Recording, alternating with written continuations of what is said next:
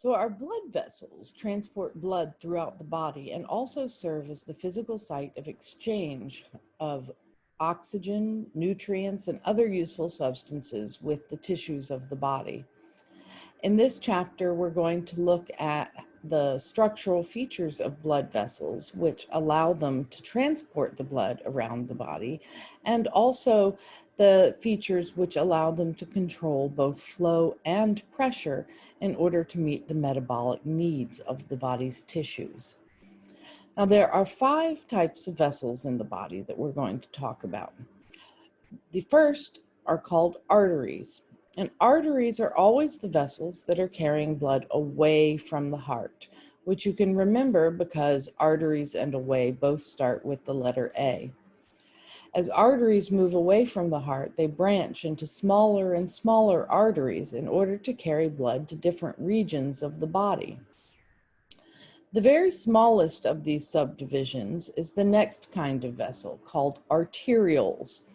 And arterioles are special because they control the perfusion or the amount of blood that reaches the capillaries just beyond them, where exchange takes place.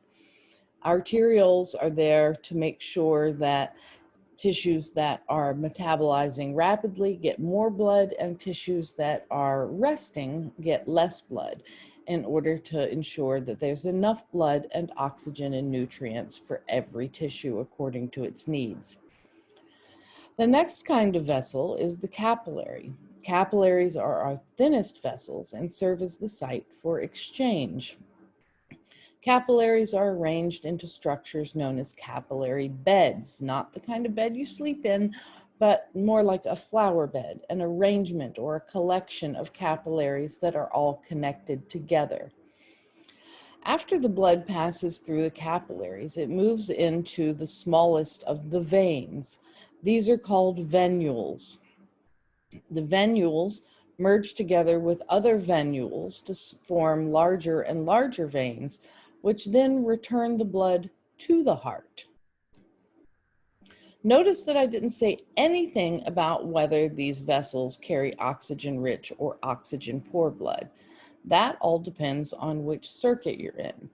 This particular diagram represents the systemic circuit in which arteries carry oxygen-rich blood and veins carry oxygen-poor blood.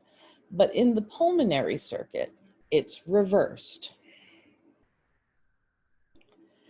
Now, our vessels are made of 3 basic wall layers. These are the tunica externa, the tunica media, and the tunica intima, also sometimes referred to as the tunica interna. The tunica externa consists of a layer known as the adventitia. It is a fibrous tissue which helps to prevent vessels from overexpanding when pressure is high. Also contains stem cells, which when the vessel is injured, help to reproduce cells to repair the injury, and contains numerous capillaries which feed or serve the layers underneath, the cells that are doing a lot of the work. The adventitia also plays an important role in which cells can migrate into and out of the blood vessels, which we'll discuss more when we get to the immune system, and may also participate in exchange of signals. When a signal is sent from neighboring tissues, the adventitia plays a role, it appears, in receiving that signal and causing the vessel to respond accordingly. The tunica media is made of 2 different layers, an elastic layer, which contains elastic fibers that provide recoil whenever that layer or the vessel is stretched, in particular with arteries. So just like if you have a pair of sweatpants and you stretch the waistband of the sweatpants, when you let go, the elastic provides the recoil and shrinks the waistband back to its resting state. The smooth muscle layer in the tunica media does the work of contracting and relaxing. When this smooth muscle contracts, it narrows the vessel, which we call vasoconstriction. And when the smooth muscle relaxes, it widens the vessel, which we call vasodilation. The tunica intima consists of what's known as an endothelium and its basement membrane. Now, you've heard this before as epithelium, which you studied in AMP1, which is a covering, a surface covering. This is simply renamed endothelium because it is covering the innermost surface of our bodies. It's really hard to think of anything more internal than our blood vessels. So instead of calling it epithelium, we call it endothelium. But just like the epithelial tissues that you learned about in the prior semester, it has a basement membrane which helps to hold it or glue it to the surface of the tissue just below the basement membrane. This particular endothelium is simple squamous, which is the flattest of the epithelial tissues, and it plays an important role in exchange in the capillaries and also plays an important role in signaling between what's in the blood and how the vessel responds to it. The inside of the vessel is known as the lumen. The opening is the lumen. Now, each type of vessel has a different arrangement and a different composition of the three tunica. If we take a look at this graph where we have arteries, arterioles, capillaries, venules, and veins, the 5 different types of vessels that we're learning about, and we look at each of the layers, you can see that all of the vessels contain the tunica intima, the endothelium, and the same amount of endothelium. The tunica media, which has elastic and smooth muscle in it, varies tremendously from one type of vessel to the next. Arteries have a tremendous amount of smooth muscle, which helps them to resist pressure, the high pressure blood that's coming out of the heart. Also, the tunica media of arteries contains a significant amount of elastic tissue, so that when that vessel is stretched, the elastic helps it to recoil and get back to its resting position.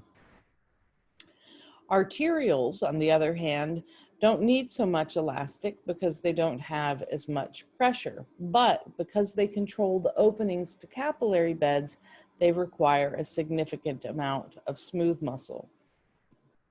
Capillaries lack the tunica media entirely because those layers would simply interfere with the ability of the vessels to exchange oxygen and nutrients with the surrounding tissues.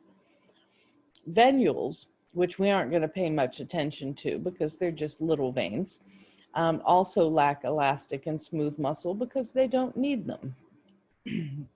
Veins have a small amount of elastic and have some smooth muscle, but by comparison to a similar sized artery, veins have much less smooth muscle, in part because they don't have to deal with the high pressure blood coming from the heart. The tunica externa, which consists of the adventitia, also varies from one type of vessel to another. The amount in the arteries and arterioles is a thin layer. But if we look down at veins, veins have a much thicker tunica externa or adventitial layer. And this is because part of the design of veins is to allow them to stretch easily. But we want to make sure that in stretching them, they don't get overstretched. So veins have some extra adventitia to keep that from happening. Over here, you can see the relative size of the different vessels and the layers that make them up. So here, and the colors match the colors in the graph. You can see the endothelium of the arteries, the thick, smooth muscle in the tunica media, the elastic layer, and finally the adventitia or the fibrous layer. If we compare this to veins, a corresponding vein, say a vein that we find in the same part of the body, you can see that the endothelial layer is the same. The smooth muscle is somewhat less, and the adventitia, or the fibrous external tunica, is greater. Also looking between the artery and the vein, you'll notice that the artery is overall smaller and has a smaller lumen than the vein does. And when we get to each of those vessels, we'll talk about why that is.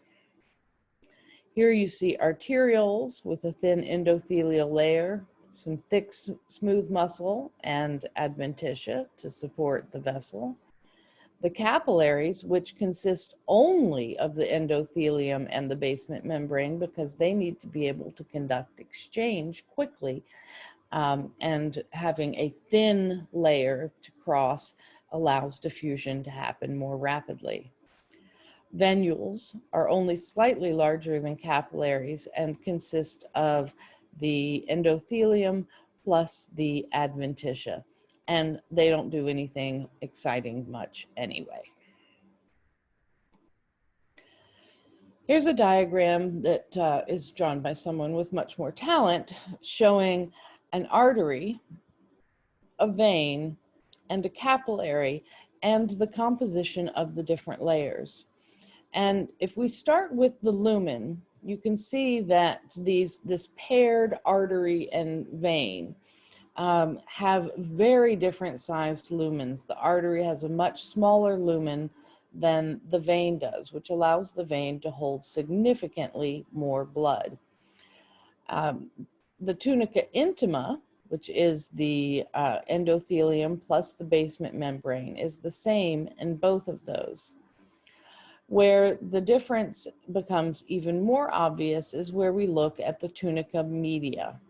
So here's the tunica media in the artery. You can see the thick, smooth muscle here. And on either side of it, there is an elastic layer.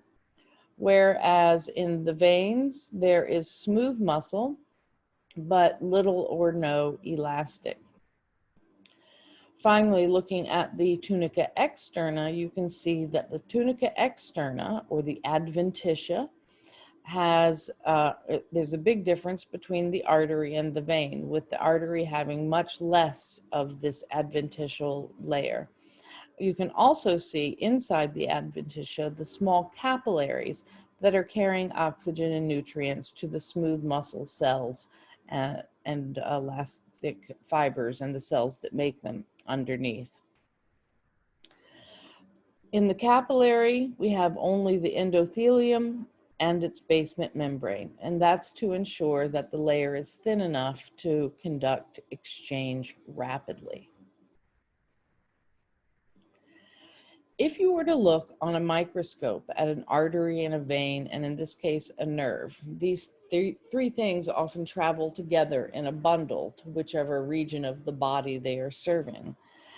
It's easy to tell the difference between the artery and the vein. Actually, let's start with the nerve. It's easy to tell the difference between the nerve and the vessels because there is no opening or lumen in the nerve.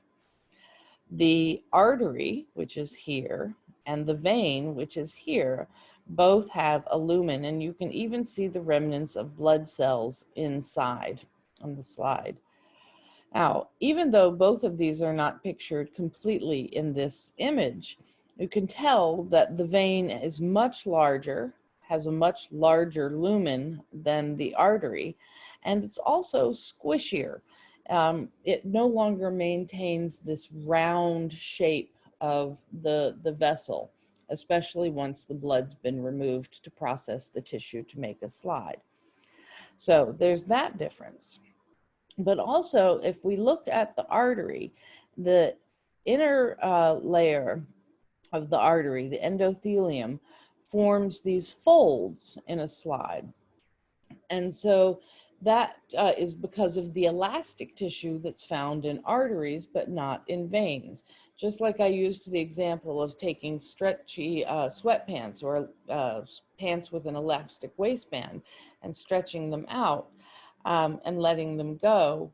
And they recoil. If you look at the sweatpants, the elastic makes a wrinkly, ruffled pattern when nothing's holding it open, like you. The same thing is true with the artery. If it is not completely full of blood under high pressure, then just like the elastic waistband, it scrunches in and that produces this ruffled appearance. That and the size of the lumen are the two easiest ways to distinguish between an artery and a vein on a microscope slide.